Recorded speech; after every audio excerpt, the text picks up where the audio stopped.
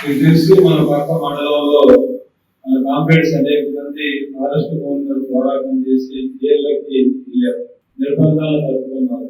ఈ వారసత్వాన్ని నిలబెట్టాలి. ఇవాళ కన్వెన్షన్లకి ఓట్లు తగ్గొచ్చు, సీట్లు రాకపోవచ్చు. కానీ ప్రపంచవ్యాప్తంగా లేదా మన దేశంలో మన జిల్లాలో కూడా పేదలకి కష్టం వచ్చిందన్నా, ఏ ఇబ్బంది వచ్చిందన్నా, అది వ్యవసాయ కార్మికులు కావచ్చు, కార్మికులు కావచ్చు, రైతులు కావచ్చు, వృత్తిదారులు కావచ్చు, సామాజికంగా దళితులు, గిరిజనులు, బీసీలు, మహిళలు, మైనార్టీలు ఈ లక్కుల కోసం నిలబడగలిగేది మనము అనేది మాకు ప్రజలకి ఒక నమ్మకం అనేది.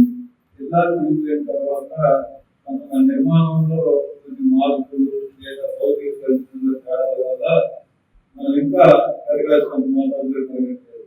కానీ రాబోయే కాలంలో ప్రజలకి నమ్మకాన్ని కలిగించి బీజేపీ ఎంపీ ఉన్నా, కాంగ్రెస్ ఎమ్మెల్యే ఉన్నా, టీఆర్ఎస్ ఉన్నా ప్రజల పక్షాన వారసత్వాన్ని నిలబెట్టగలిగే దమ్మున్న పార్టీ సిపిఎం పార్టీ మాత్రమే. అంబేద్కర్ చాలా సంవత్సరాల నుంచి మనం జరుపుతున్నాము.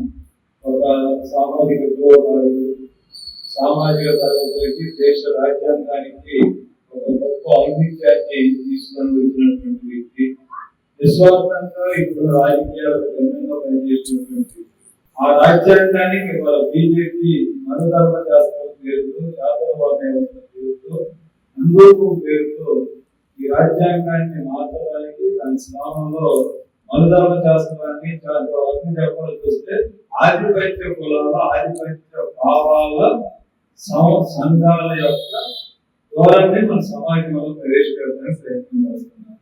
కాబట్టి మన పార్టీ ఉన్న దగ్గరలో, మన ప్రజా సంఘాలు పనిచేసే దగ్గరలో రేపు 14వ తారీఖున విస్తృతంగా 14, 17, 13 అంబేద్కర్ జయంతి సందర్భంగా సామాజిక న్యాయం, భారత రాజ్యాంగ పరిరక్షణ, రాజ్యాంగ గౌరవాన్ని కాపాడు, హిందూత్వానికి వ్యతిరేకంగా, కార్పొరేటిజానికి వ్యతిరేకంగా పాల్గొన్నది ప్రజలకి ఒక ఆలోచన కలగలేదు.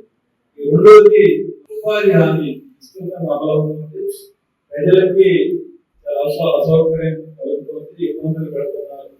కాబట్టి మన ప్రజా సంఘాల కార్యకర్తలు రోజు 2 గంటలు, 3 గంటలు, 1 గంట ఉపాధి హామీ ప్రాంతాలకు వెళ్ళాలి, పర్యటించాలి, వాళ్ళ సమస్యలు తెలుసుకోవాలి.